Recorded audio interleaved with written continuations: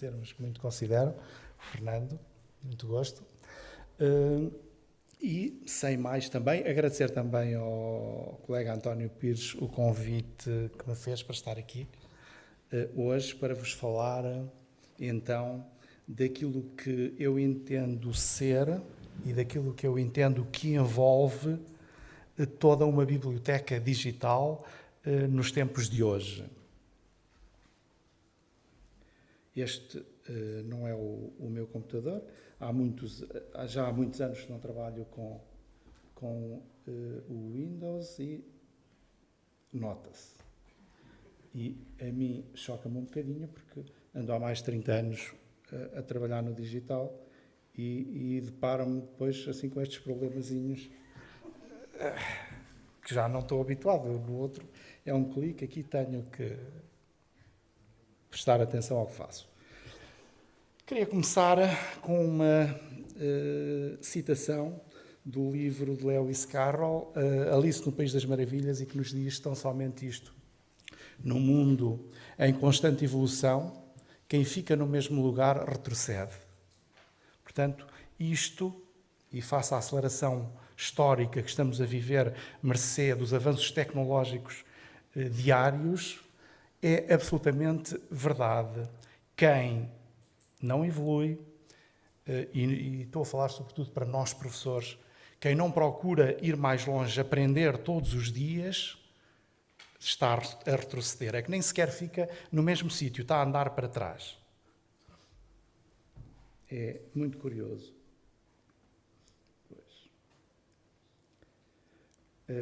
Nós todos o sabemos, vivemos na era dos ecrãs, mas eu quero situar-me, começar por vos falar daquele fenómeno que aconteceu no último quartel do século XX e que se denomina escola paralela.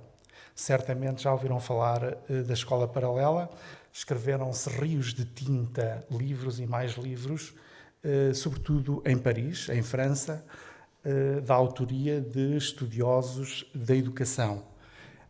E chegaram à conclusão, aliás, é ainda evidente hoje este problema nas escolas portuguesas e não só. Nós continuamos com a mesma sala de aula que tínhamos há 100 ou 200 anos. Nós evoluímos muitíssimo pouco, se quisermos ser verdadeiros e pôr os pontos nos is. Houve esta consciência, de forma aguda, no último quartel do século XX, como vos digo, em Paris. E o que é que acontecia? O que é que aconteceu? Chegou-se à conclusão que os alunos de então, como os de hoje, digo-vos desde já, passavam 5 a 6 horas por dia a ver televisão. Portanto, era o início da bomba dos mídia. E a escola fez alguma coisa? Rigorosamente nada. Passou-lhe tudo ao lado. Urgia, como diziam aqueles estudiosos, que a educação se abrisse ao mundo do não formal ou do informal. Não assistimos a nada disso, não entrou. Como vocês sabem, estas instituições, a educação, a ciência, a segurança, sei lá, todas as instituições, a justiça, são profundamente conservadoras. É muito difícil que mudem. E a escola não foge à regra. Portanto, nós continuamos na mesma. A televisão invadiu-nos, os nossos alunos viam a televisão que viam e nós, na escola, nunca fomos capazes, vejam bem, de educar com a televisão e para a televisão, com prejuízos enormes. É a partir daí que se dá o grande gap, a grande, se quiserem, fosso entre a sociedade e a escola. É aí que começam a sentir-se verdadeiramente os problemas que ainda hoje sentimos e o mal-estar que ainda hoje, de alguma forma, sentimos nas escolas.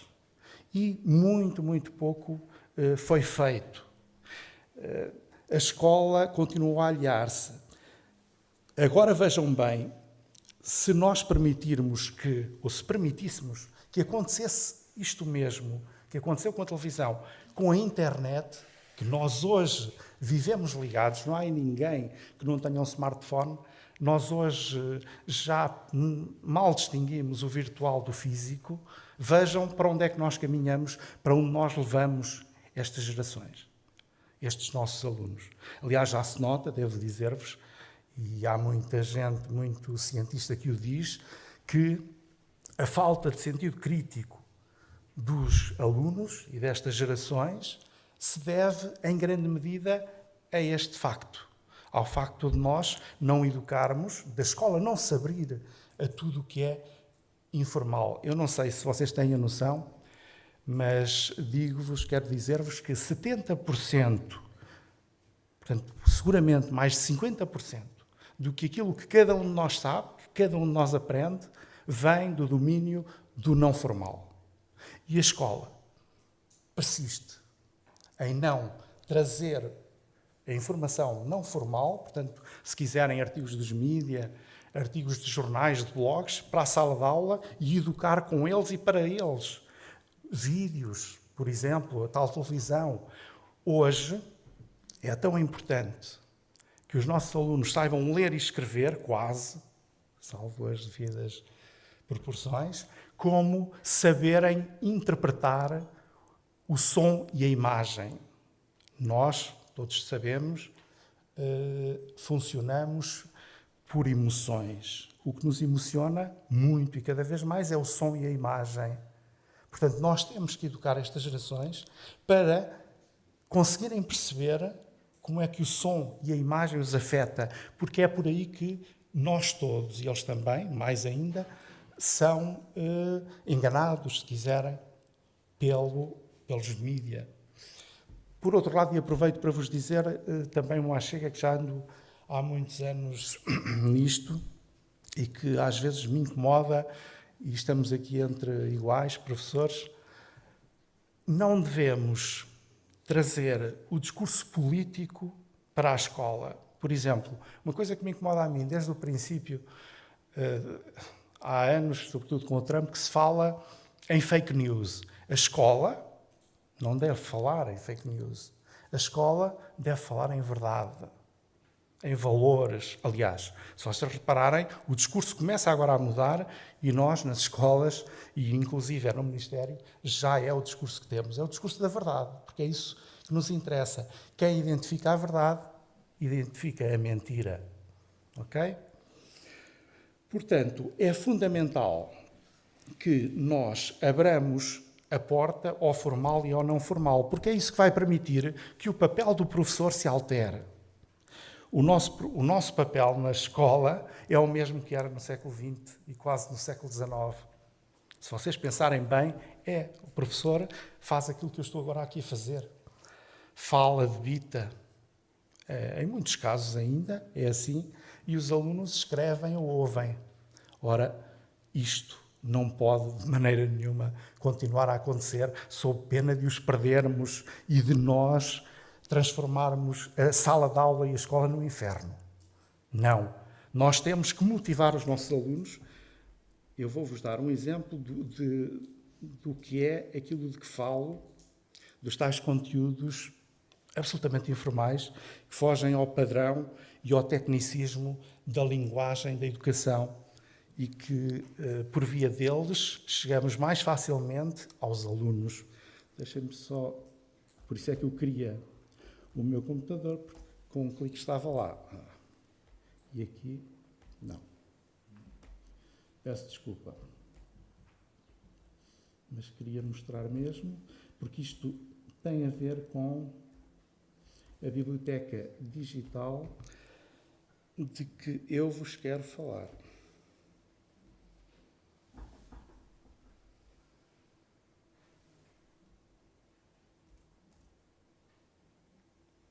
Vocês, certamente, muitos dos que estão aqui, conhecem este site, que, no fundo, é, se quiserem, ainda que feita de forma artesanal, digamos assim, é uma biblioteca digital.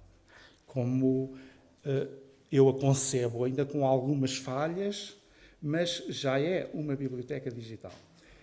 Eu vou-vos mostrar, temos aqui os autores portugueses, e vou, por exemplo, mas isto acontece invariavelmente em todos os autores. Fernando Pessoa, reparem, nós temos aqui os livros digitais que podemos usar da autoria do Fernando Pessoa e depois temos este texto, que é algo que nos escapa a nós professores e que deve figurar nas bibliotecas digitais das nossas escolas, das nossas bibliotecas escolares. Vejam um texto da Anabela Mota Ribeiro, no caso, sobre Fernando Pessoa e digam-me se os alunos não ficariam com a pulga atrás da orelha, atentos quando o ouvissem ler e se não sentiriam vontade de ler mais. Vestia-se nos melhores alfaiates de Lisboa. No entanto, metia vales à caixa ou vendia livros para pagar as despesas. A mensagem permitiu-lhe pagar todas as dívidas. No escritório, tratavam-no por Sr. Pessoa. Ali era o seu lar. Ali escreveu à noite tabacaria e continua, não posso... Reparem, no estilo do discurso, eu sou professor de português, eu com este texto, com 3 ou 4 parágrafos, motivava os alunos, e qualquer um de vós, para o estudo de Fernando Pessoa e da sua obra e dava-o a conhecer. E é um recurso absolutamente em domínio livre, foi retirado de um blog, da Anabela Mota Ribeiro, e faz todo o sentido, muito bem escrito, faz todo o sentido que figure numa biblioteca digital.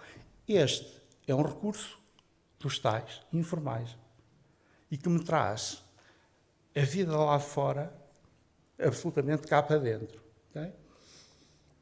Outro exemplo, deixa-me só ver, eu depois gostava muito, não me vou alongar muito porque gostava de vos ouvir, gostava de conversar convosco sobre estas coisas. Já está melhor.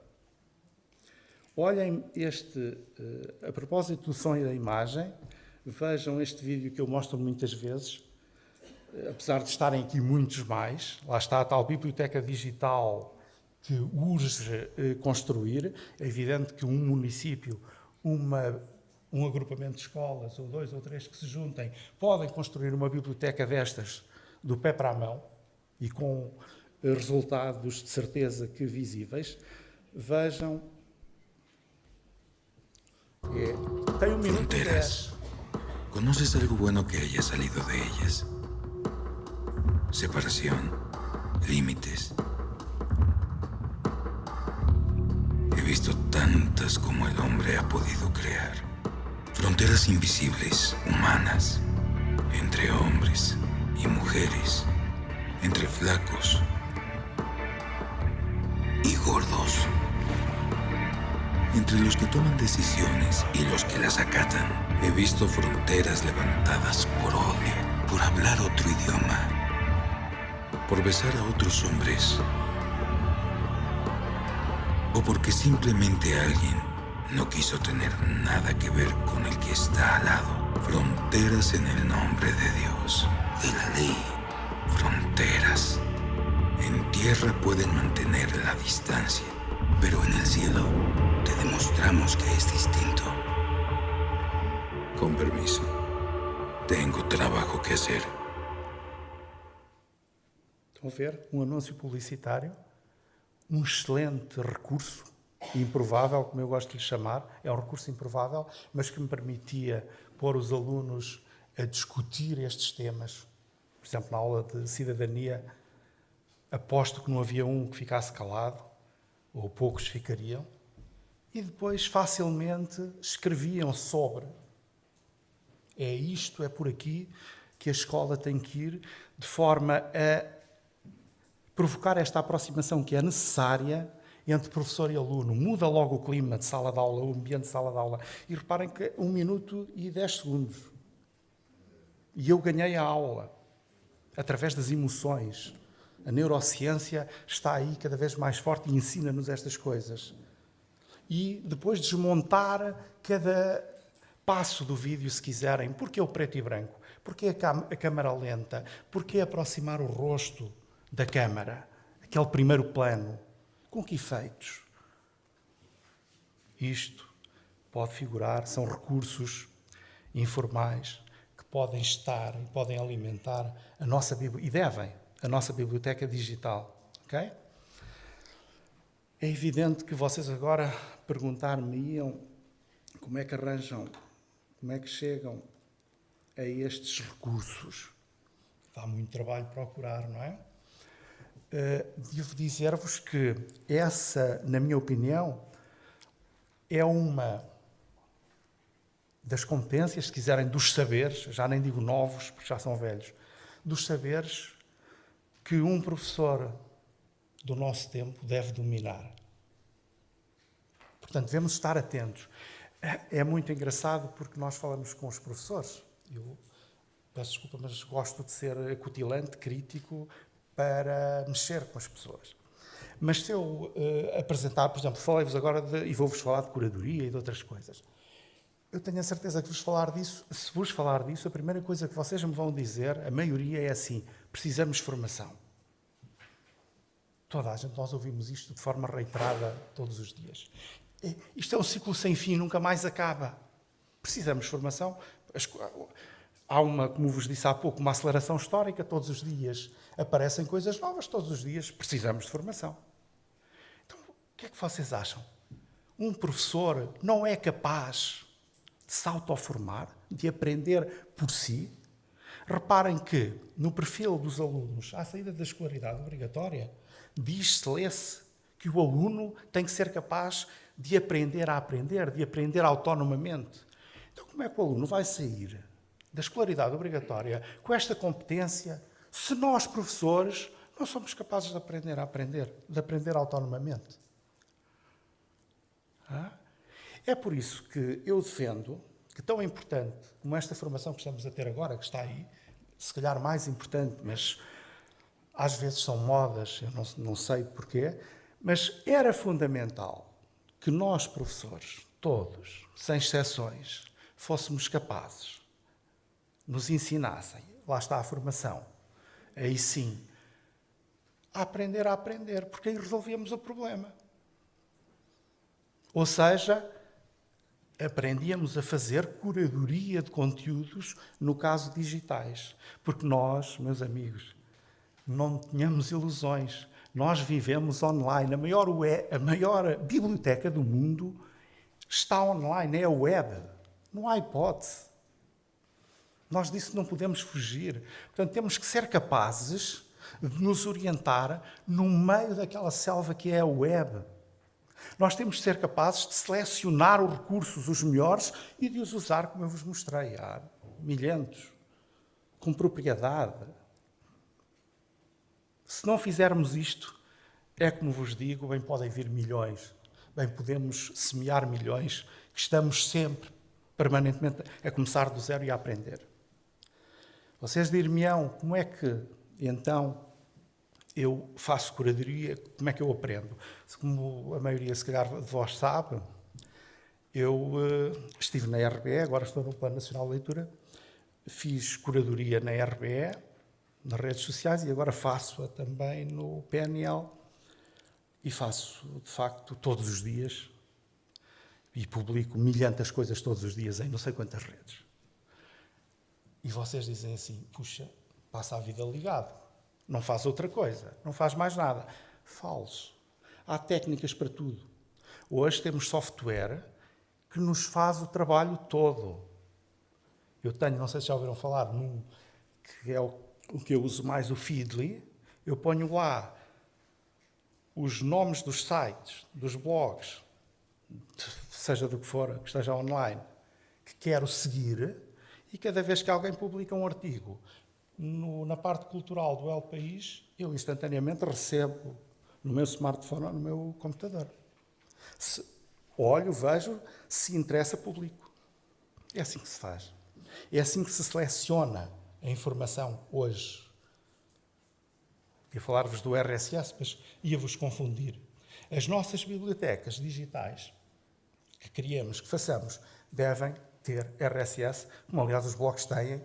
Portanto, quem aqui tem blogs de biblioteca sabe que se usarem o Feedly, cada vez que alguém publicar o que quer que seja naquele blog, eu recebo instantaneamente no meu smartphone e leio. Por exemplo, criámos agora o Fórum de Apoio à Recuperação das Aprendizagens à Leitura Orientada no PNL, tem RSS. Se vocês puserem o fórum no Feedly, cada vez que alguém põe uma dúvida, cada vez que alguém escreve alguma coisa, vocês recebem e podem interagir, ir escrever, responder, colaborar, se quiserem. Portanto, é neste mundo que estamos. Vou mais longe. Nisto do aprender a aprender, nisto não é o fim, mas é o princípio do fim, o declínio da importância do diploma. Vocês estejam atentos a isso.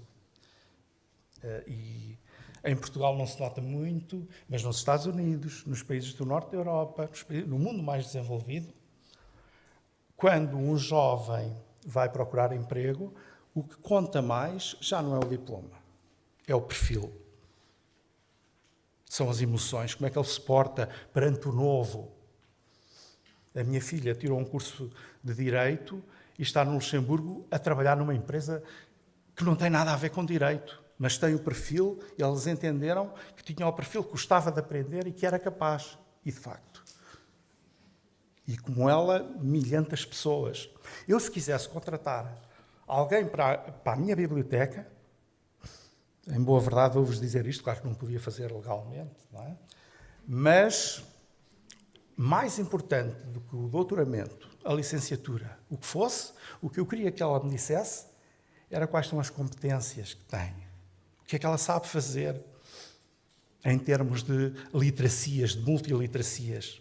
Isto vai ser cada vez mais importante no mundo do trabalho.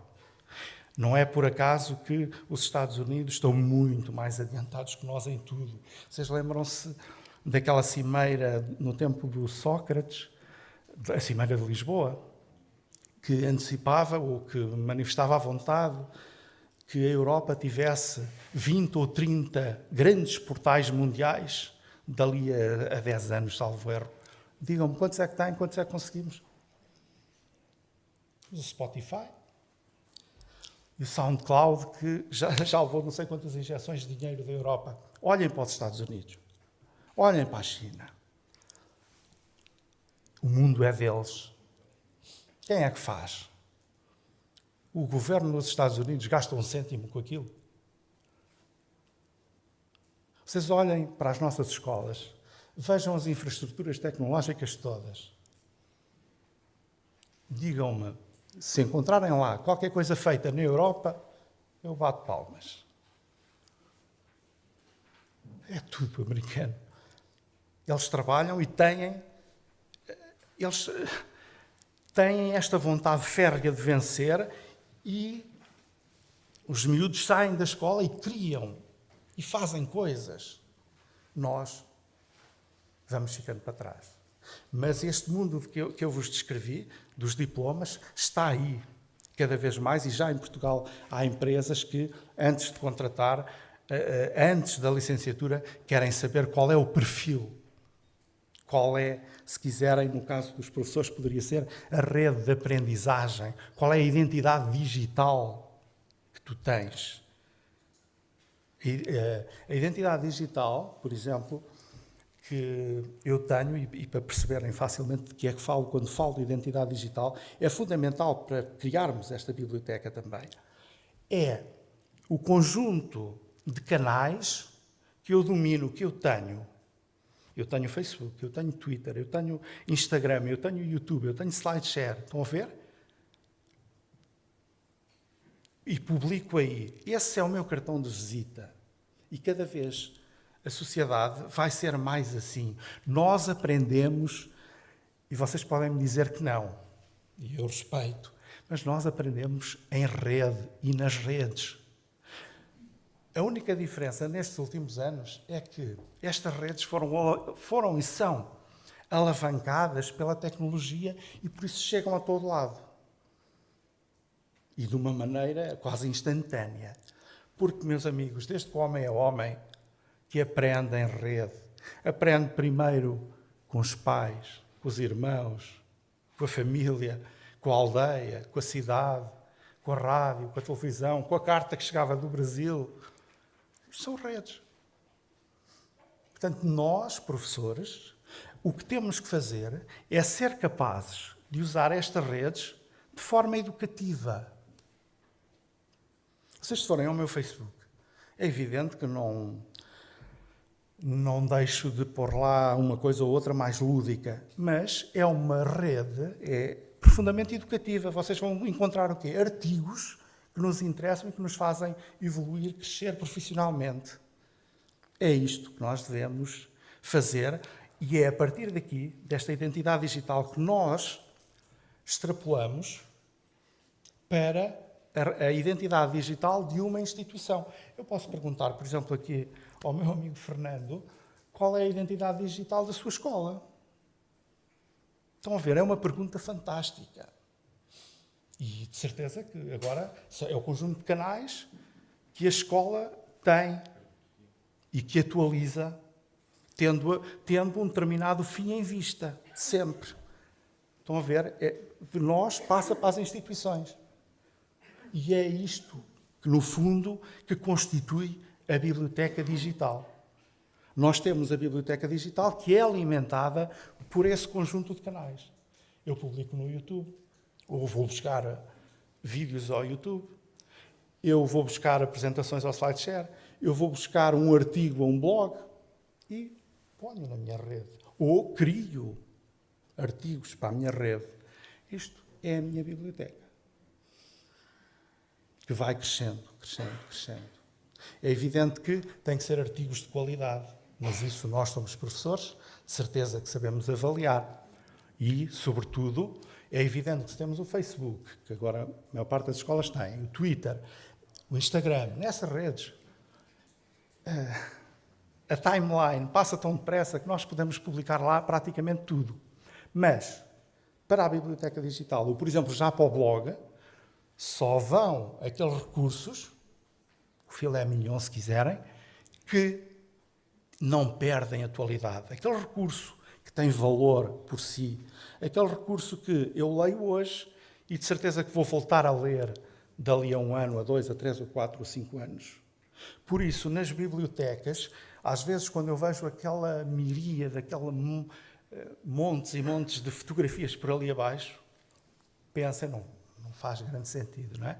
Depois, a juntar a isto tudo, temos e devemos ter um repositório de conteúdos. Por exemplo, não sei se conhecem, uma box, uma Dropbox, e aí, nesse repositório, nós conseguimos fazer trabalho colaborativo.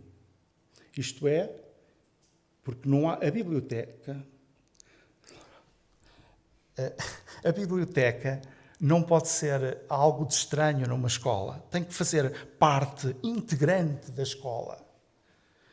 O fim da biblioteca tem que ser o mesmo fim da escola. Isto é, que os alunos aprendam mais e melhor, sempre. Esse é, para mim é o primeiro motivo de termos a biblioteca. A biblioteca devia ser o centro de saber de uma escola. Devia ter uma equipa multidisciplinar. Uma boa equipa multidisciplinar. E depois devia ser capaz de trabalhar com os professores dos diversos departamentos. E esses professores vão, por área disciplinar, para esse repositório e é lá que publicam e é dali depois que chegam à sala de aula e têm os seus recursos todos na biblioteca digital. Portanto, o processo poderia ser muito simplesmente este. Há outro aspecto que eu não posso deixar de falar, que é estes conceitos de informação e de conhecimento. Os nossos alunos, muitos deles, e vocês direm-me se eu estou enganado, não sabem o que estão a fazer na escola. Não sabem o que é que nós queremos deles. E o que nós queremos deles é muito simples e devia-lhe ser dito mal eles consigam compreender.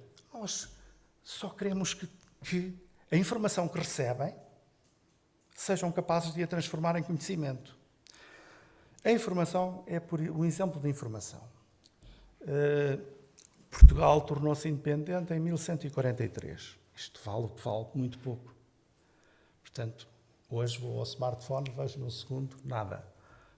O conhecimento é saber com quem, porquê, para quê, em que circunstâncias.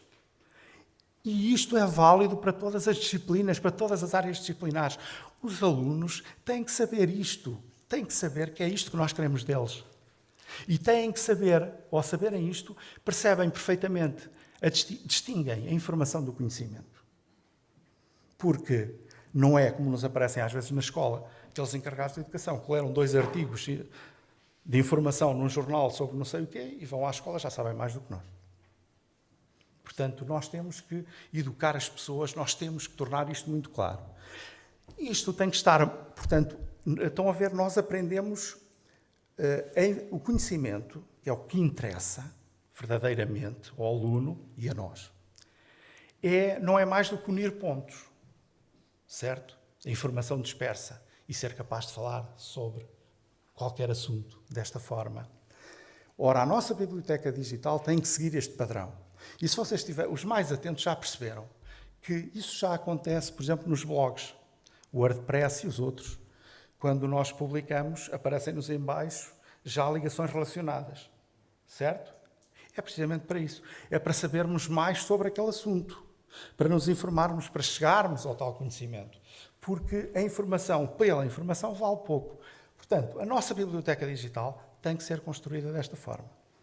Tem que ser um excelente contentor no sentido de que aceite todo o tipo de formato de ficheiro. De forma ordenada, obviamente, mas temos que olhar para ele e vê-lo e avaliá-lo e ver, então, essas ligações relacionadas, porque vocês sabem que a tecnologia, uma das grandes vantagens da tecnologia é que ela permite-nos o ensino individualizado, o trabalhar para cada um. Portanto, temos a certeza, e nós sabemos, somos professores, que um aluno, quando se interessa por uma matéria, interessa-se a sério, e se encontrar estas ligações relacionadas, ele vai devorá-las, ele vai lê-las, ele vai saber aquilo. Um aluno que gosta muito de Alberto Queiro, eu garanto-vos que ao fim de 2 ou 3 meses ele sabe tanto de Alberto Queiro como um professor. Nós vivemos neste tempo, nós aprendemos assim, as tais emoções. Okay? A biblioteca digital deve plasmar tudo isto. Portanto, informação e conhecimento, muito importante. Claro que, eu acabei por falar de corpo, assistimos ao declínio da biblioteca. A biblioteca, se não se renovar, meus amigos, morre. A biblioteca digital, a biblioteca escolar e a biblioteca municipal e as bibliotecas municipais têm que se renovar, têm que mudar. A nossa vida mudou completamente. Não há nada que nós não façamos no online. Lembro-me de um inquérito feito há pouco tempo a estudantes ingleses, universitários, perguntavam sobre as bibliotecas e eles, simpáticos, diziam: nós adoramos as bibliotecas, mas vivemos na web. E essa é que é essa. Portanto, nós temos que fazer a transposição. Tudo está a mudar, a nossa vida está a mudar. Nós estudamos, trabalhamos, aprendemos de forma diferente já. Viajamos, jogamos. Fazemos tudo de forma diferente. Portanto, há que encarar isto com realismo e avançar para as bibliotecas digitais que, como veem, contêm, podem conter, devem conter toda uma panóplia de informação que seja significante e significativa. Eu tinha aqui um vídeo. Se eu vos mostrar este vídeo, deixem-me ver se eu consigo. Vão ver. É em espanhol, mas hoje podia-vos falar sobre isso, das línguas. Já acabei. Peço desculpa. Porque entusiasmo-me, agora mostrava-vos como a língua já não é problema nenhum para nada. Mas vejam e riem-se, vão se rir desta biblioteca. Vejam lá se ainda há todos, se calhar.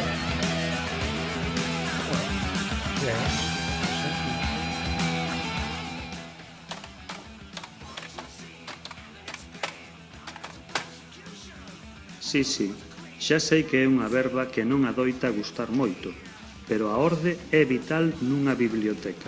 Senón, non habería xeito de atopar o libro que buscamos entre tantos. Imagina chegar a unha cidade de 10.000 habitantes. Hoje a CDU já está a ser substituída em muitas bibliotecas por outros esquemas, se vocês sabem, para encontrarmos aquilo que queremos, e temos a web semântica que neste repositório, se usarem por exemplo a Box, começam a escrever e aparece-vos logo listado tudo o que tem aquela palavra. Portanto, temos que avançar. A aprendizagem, a curadoria digital, já vos falei. Depois, falei disto tudo. Vocês vão ficar com a apresentação. O rato também funciona bem. Peço desculpa, mas isto... E deixo-vos aqui uma proposta de desenho de uma biblioteca digital, para vocês depois verem paulatinamente, com tempo, se quiserem, como é que se pode construir. Não quero deixar de vos dizer que cada um deve fazer aquilo para que está vocacionado. Se quiserem fazer uma biblioteca a sério, deviam poder contar com o apoio do município, sem dúvida nenhuma. Deviam apostar em software livre, um Drupal, por exemplo, que é modular, trabalha por módulos, e não se esqueçam nunca de garantir a sustentabilidade ao longo do tempo, que é uma coisa que nós não fazemos em Portugal. Estou-me a lembrar do portal das escolas, que custou uns milhões, e vejam onde está, não existe. Portanto, nós temos que trabalhar desta forma e começar a trabalhar bem. E pronto. Muito obrigado e peço desculpa por ultrapassar, mas entusiasmo. Gosto disto. Obrigado.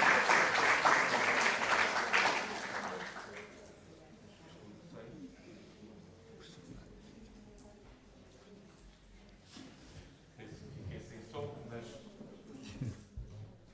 consigo fazer-me ouvir, acho. Bom, abrimos agora